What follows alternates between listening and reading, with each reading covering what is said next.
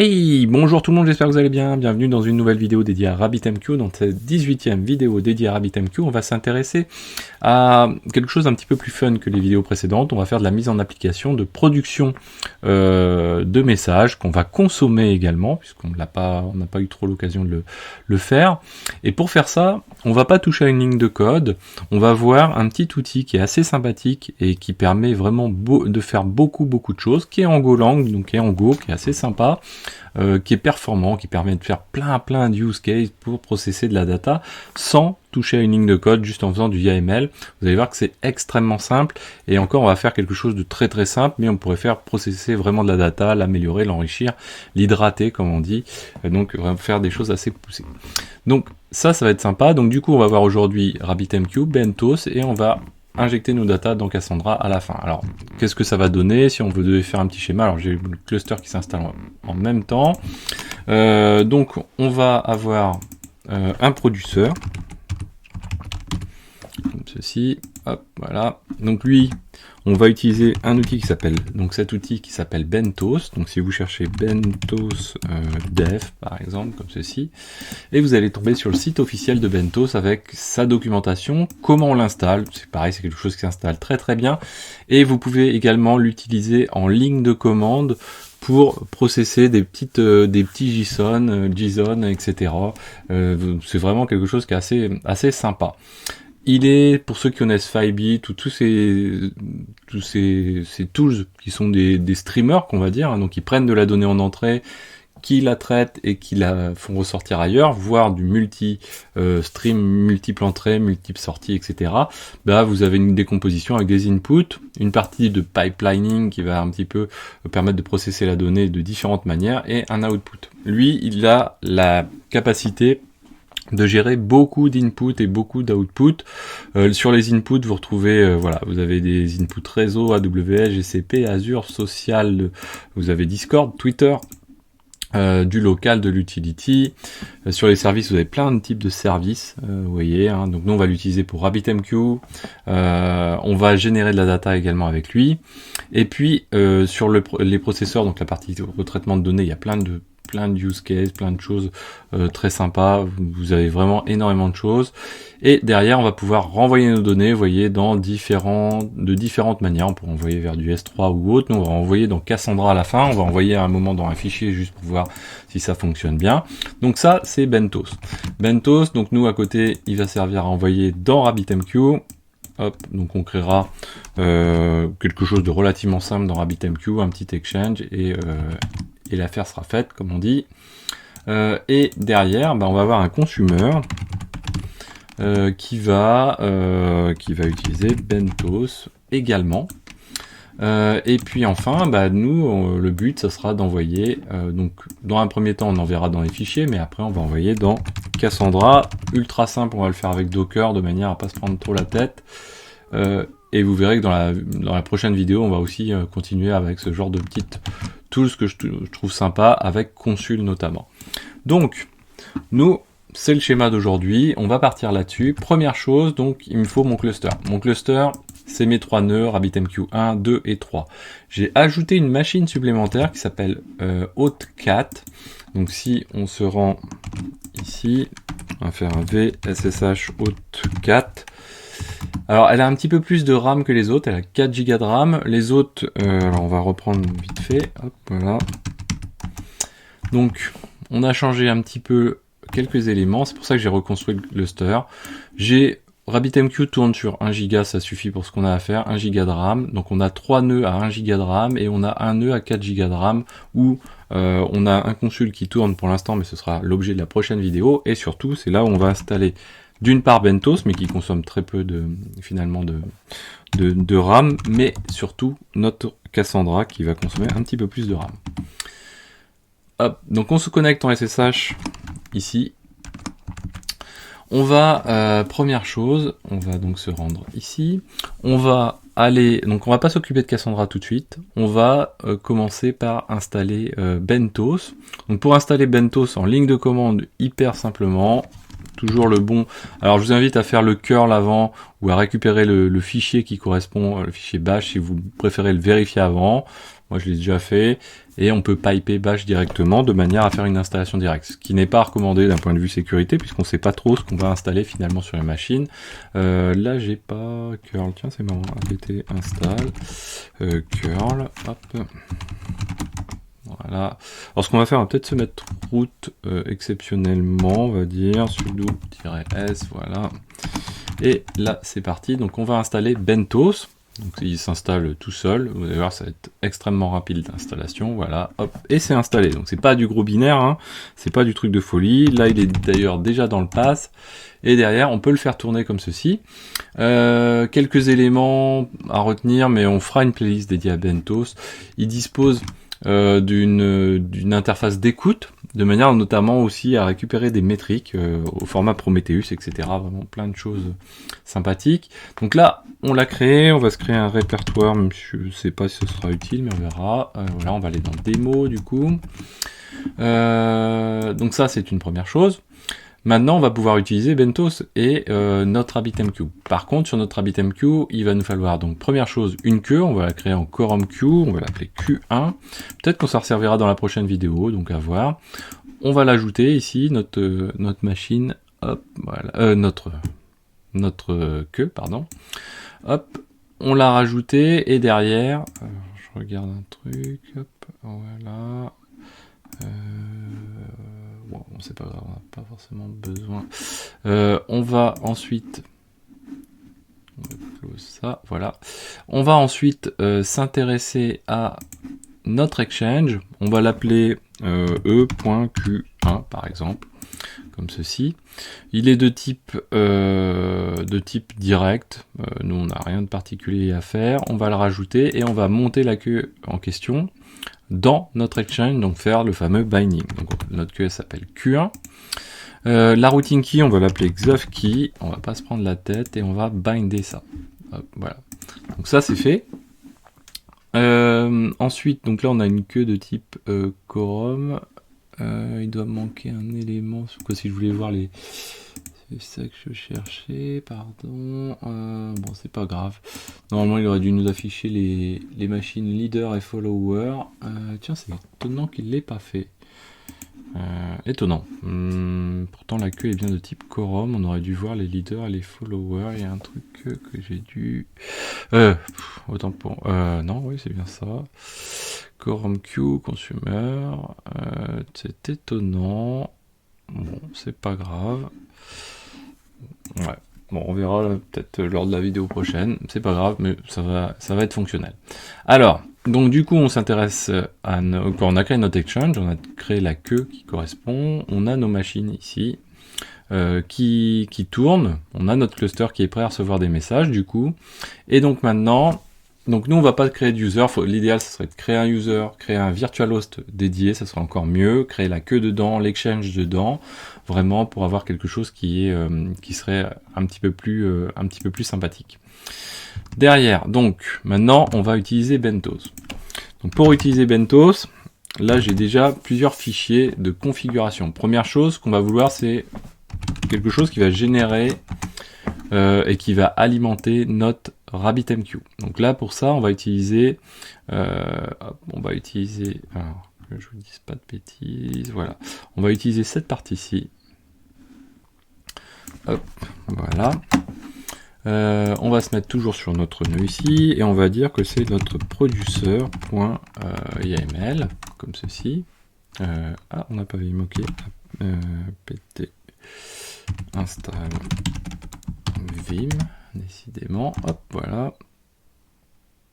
Toc, voilà, donc vim producer, voilà, hop, et on colle. Donc là, il n'y a pas de ligne de code, hein, vous voyez, c'est vraiment quelque chose de relativement simple. Alors, qu'est-ce qu'on y fait? Première chose ici, vous voyez que, voilà, hop, voilà, on définit une adresse. Pourquoi? Parce que sur cette machine haute 4, on va faire tourner plusieurs bentos. Donc le port 4195, qui est le port par défaut d'écoute, sur un des deux bentos, finalement, il va falloir redéfinir une autre adresse pour ce port. Donc par exemple le 4196, de manière à pas se chevaucher, sinon on ne pourra pas lancer notre bentos. Deuxième chose, donc par exemple, ce qu'on va faire, on va décommenter ça pour le moment, ouais. Hop, voilà, hop, comme ceci. On va commenter celui-ci pour l'instant, donc on va faire un CTRL V, on va descendre là, ici, hop, hop, décidément, non. Qu'est-ce qu'il m'a fait? On va faire CTRL V, voilà, Shift I, hop.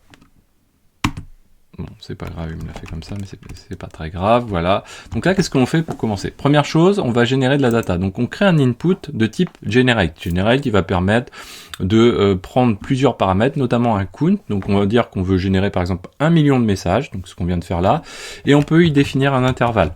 Par exemple ici, on va pouvoir dire un intervalle de 0.1 seconde ou 0.1 seconde comme ceci.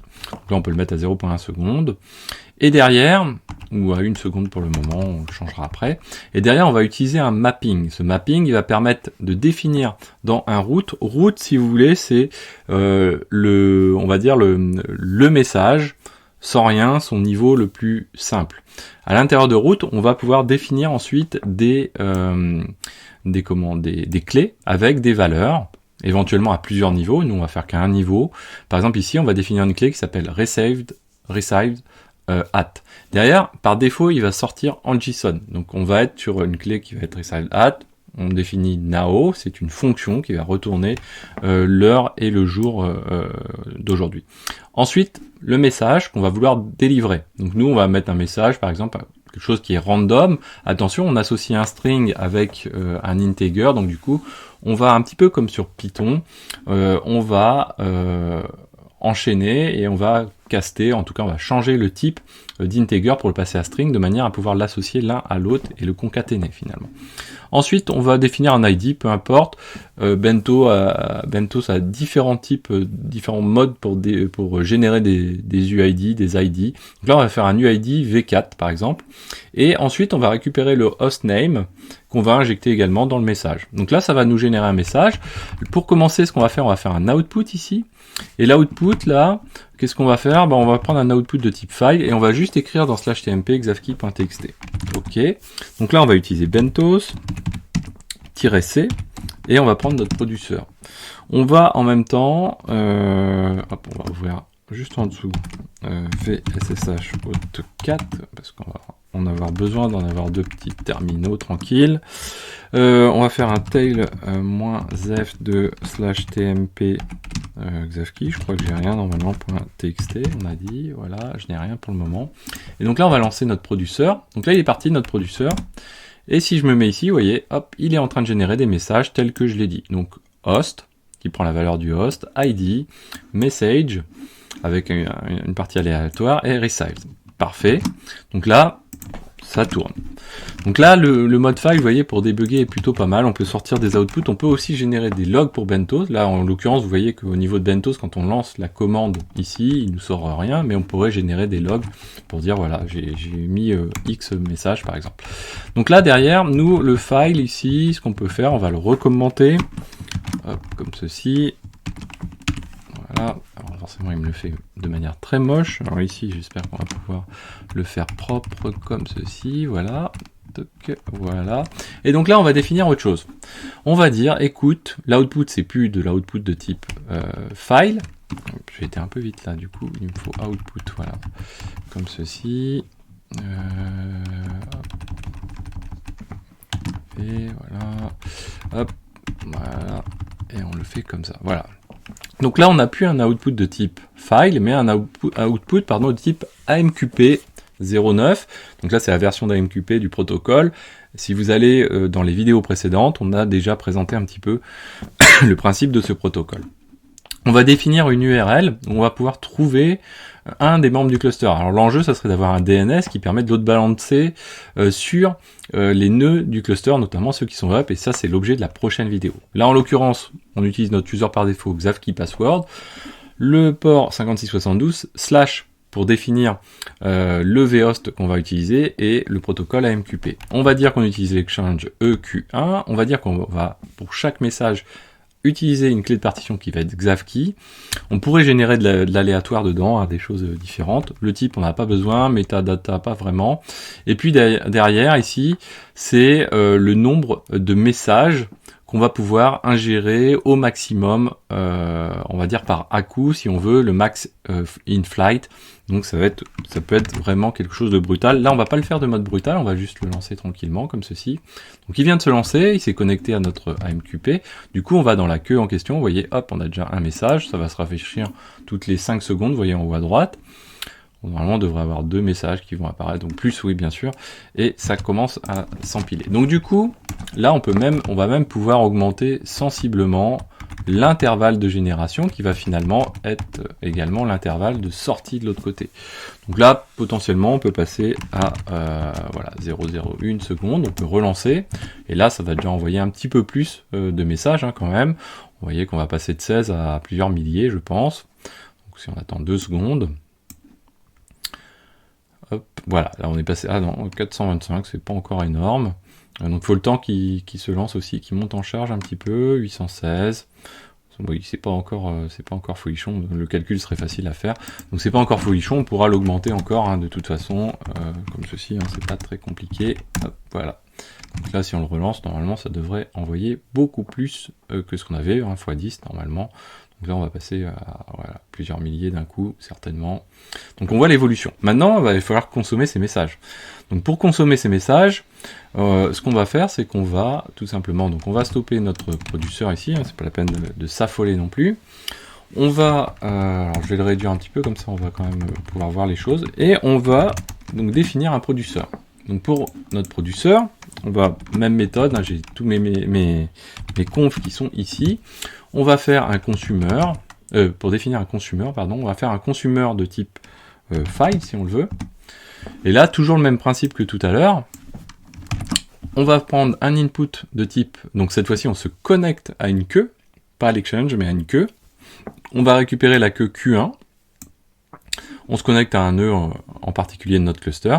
Et on va chercher déjà dans un premier temps à écrire dans toujours notre /tmp XAVKey. Donc si je fais un rm de /tmp XAVKey, comme ceci, yes, ouais, forcément je m'en doutais, voilà, hop, on va faire un petit sudo, voilà. Donc là on va lancer un autre, donc on va séparer en deux, on va faire un vssh auth 4 comme ceci, et on va donc lancer, le but c'est de lancer notre second bentos qui est le consumer. Donc on va se rendre dans démo, voilà, on va zoomer un petit peu, on va remettre ça, je sais pas, comme ceci, voilà, et donc là on va faire un vim consumer underscore file.yml par exemple, et on va coller tous nos éléments. Donc on a notre configuration de connexion comme tout à l'heure, sauf que là on n'est pas en output, mais on est en input, et on a notre output ici classique. Donc là ce qu'on peut faire déjà, on peut déjà lancer notre bentos-c, et là on a dit consumer file.yml. Donc là il se lance. Donc si je relance mon tail ici, eh bien je génère, vous voyez, j'ai consommé des messages, d'ailleurs je les ai consommés tellement vite que a priori il doit avoir consommé, alors je vais pas dire tout, mais il doit en avoir consommé beaucoup. Hop. Ah oui d'accord, ok, je suis sorti carrément, voilà. Qu'est-ce qui lui arrive? Ah si, ça y est, ouais, il a déjà tout consommé. Donc là, il a tout consommé, donc je pourrais relancer mon producteur. Hop, voilà. Et vous voyez, à la vitesse où il empile les messages qui sont là, ça va très très vite. Derrière, donc du coup, il y a un équilibre à trouver entre la vitesse de production et la vitesse de consommation. Là, en l'occurrence, il est à 0 parce que il consomme à une vitesse assez élevée et la production n'est pas hyper rapide. Par contre, mon fichier lui grossit relativement rapidement. Donc ça, c'est une première chose. Donc là, on peut arrêter lui. On peut éventuellement arrêter celui-ci, qui doit avoir du coup généré quelques messages. On peut laisser les messages se produire un petit peu pendant ce temps-là. Et là, ce qu'on va faire maintenant, on va s'intéresser à notre Cassandra. On va regarder qu'il n'aille pas nous défoncer le cluster non plus, non, c'est pas le cas. Donc là, on va s'intéresser à notre Cassandra, donc il faut d'abord installer un Cassandra. Donc nous on a dit qu'on allait le faire un peu en mode rapidos, on va l'installer avec Docker. Donc première chose, on va installer Docker, hop, on va passer comme ceci. Voilà, donc on installe Docker, chmod plus x de get Docker, on va lancer get Docker, voilà, c'est parti, donc ça va aller assez vite. Pendant ce temps-là, il nous produit toujours des messages.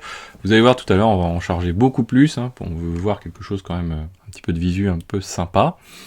Hop, voilà, donc il installe Docker.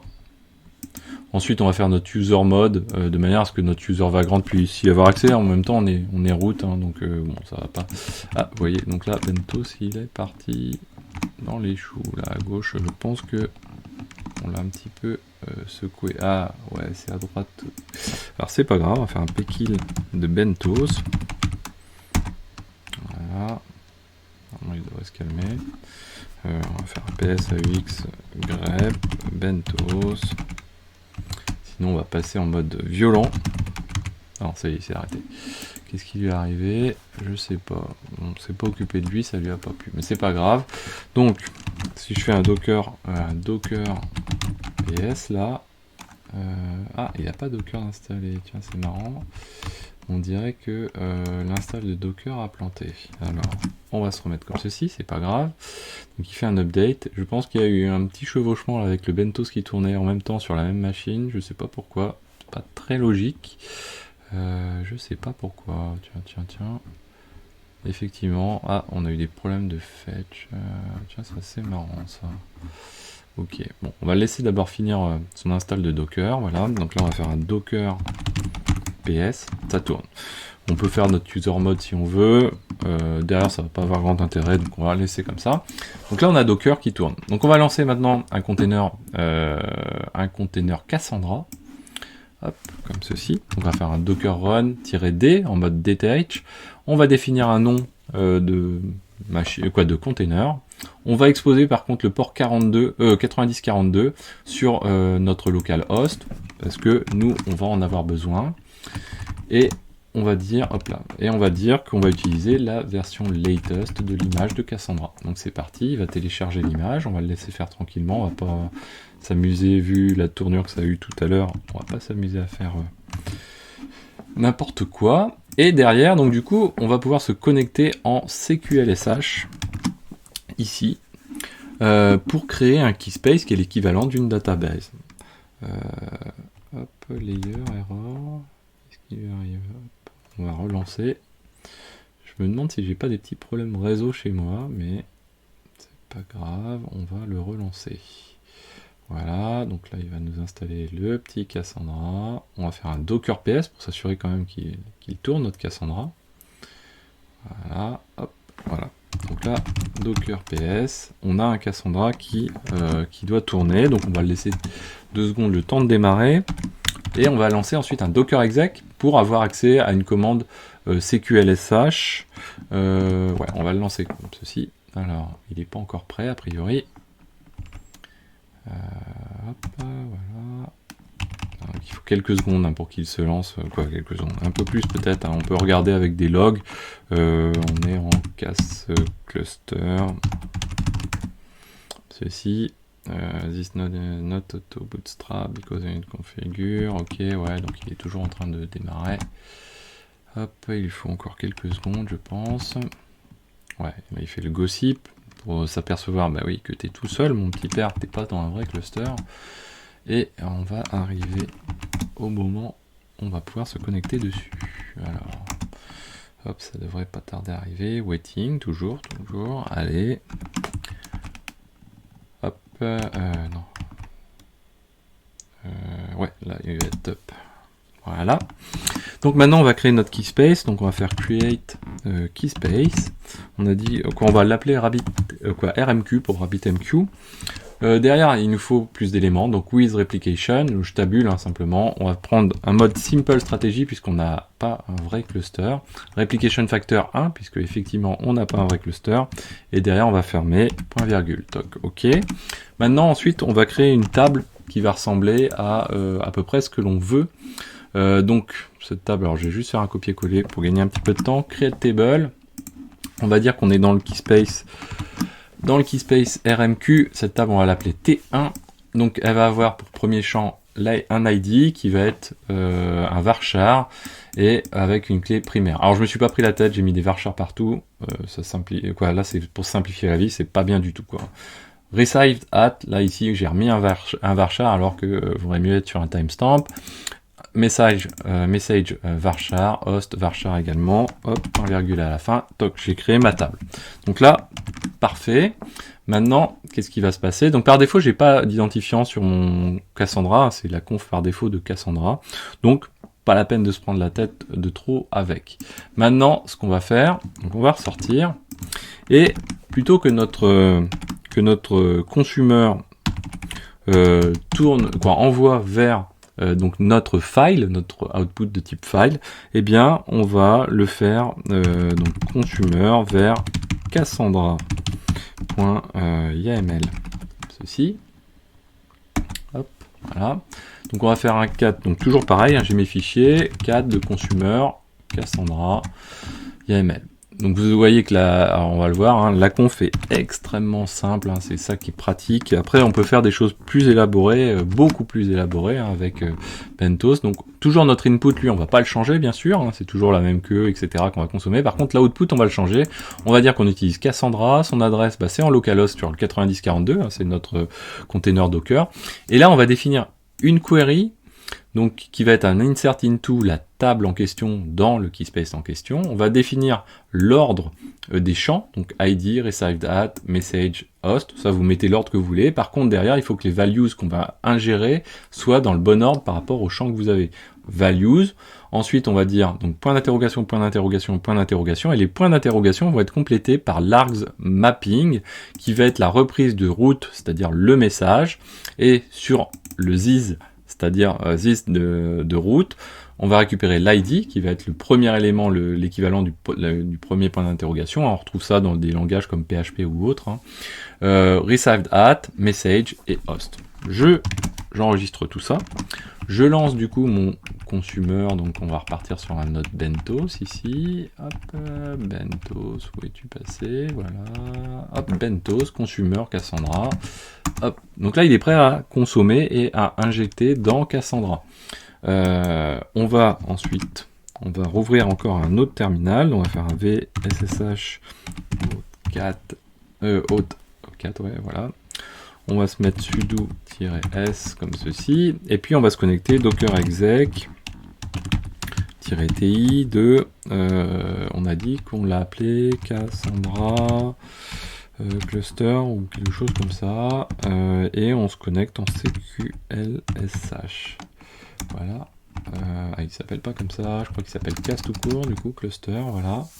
Donc là, si je fais un select, alors ça marche pas longtemps, hein, les count étoiles avec Cassandra, ça va pas marcher, parce que c'est pas fait pour, du tout, mais vraiment du tout. Donc on pourrait utiliser plutôt la commande node tool pour compter, par exemple, le nombre de clés, etc.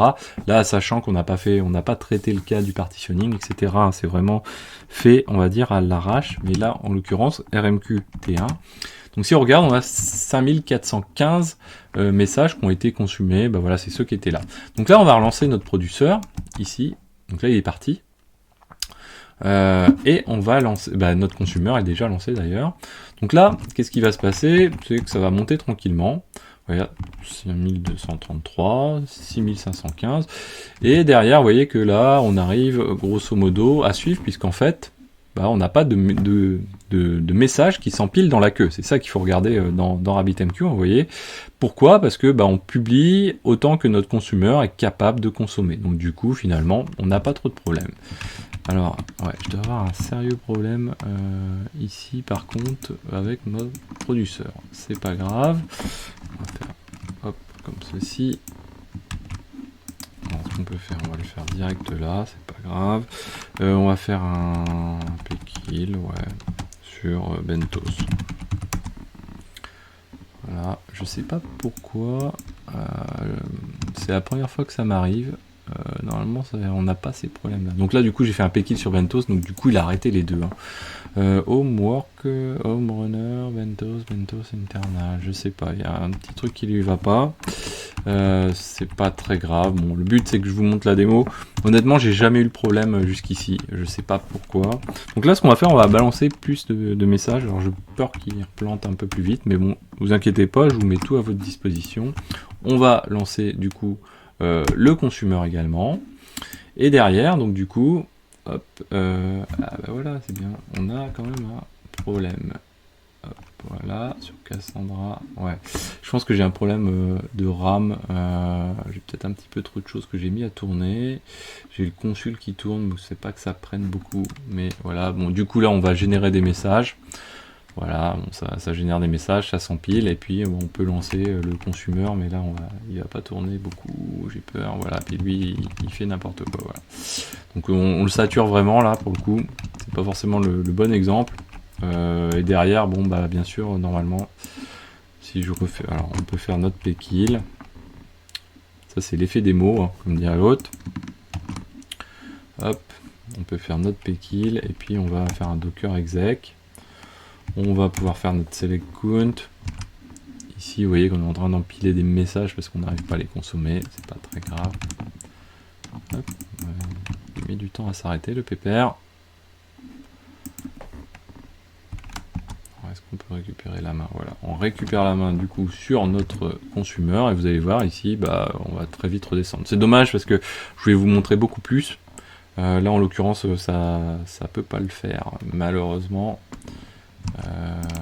Si je change des paramètres, je ne pense pas que ça change grand chose. On va faire un producer, le max in flight, peut-être on peut le baisser, on peut faire par 1000 comme ceci, et puis on peut virer l'intervalle peut-être, mais je pense pas que ça améliore beaucoup les choses. Et ici Vim de consumer Cassandra. Normalement on doit pouvoir lui passer. Ah ouais, j'ai pas utilisé de paramètres. On peut lui passer aussi des paramètres. Non, mais de toute façon ça changera rien. À gauche il plante également. Je pense qu'on le sature un peu. On peut regarder la RAM, mais là c'est un peu trop tard. Hop, on voit rien du tout. Ouais, c'est fort possible qu'on ait consommé beaucoup de RAM pour le coup. Mais bon, peu importe, on va pas s'amuser à débugger maintenant. Voilà l'idée derrière, en tout cas. Derrière, voilà, on peut reconsommer ce qu'on avait ici maintenant, puisqu'on a récupéré un peu plus la main. Donc là, ça devrait redescendre. Et derrière, si je fais un select count étoile ici, si je fais un petit top là, qu'est-ce qu'il est en train de faire, le pépère? Alors décidément le top sans être en plein écran, c'est pas joyeux, donc il prend de la RAM. Alors peut-être ouais, peut-être mettre un peu plus de CPU, ça aurait été mieux quand même, quoi. Parce que Bentos consomme quand même du CPU puisqu'il est censé processer. Donc derrière ça aurait été un petit peu mieux pour nos affaires. Je pense qu'on l'a un petit peu saturé le pépère. Donc là voilà, donc là il va avoir reconsommé tous les messages. Voilà, donc je trouve c'est assez intéressant, je vous invite à faire des tests. Je vous mets donc vous pouvez retrouver le lien vers les Vagrant files que j'utilise. Donc vous allez dans le dépôt, donc le lien est dans la description, Vagrant Stack. Et dans Vagrant Stack, vous allez retrouver RabbitMQ et vous allez retrouver donc les éléments qui vont permettre d'avoir la stack et reproduire la même chose que ce qu'on retrouve ici. J'espère que cette vidéo vous a plu. N'hésitez pas à la partager, à mettre des pouces bleus, à commenter, à me dire ce que vous en pensez. Et n'hésitez pas également à vous abonner pour ne pas manquer les prochaines vidéos. Et moi je vous dis à très bientôt sur Xavki.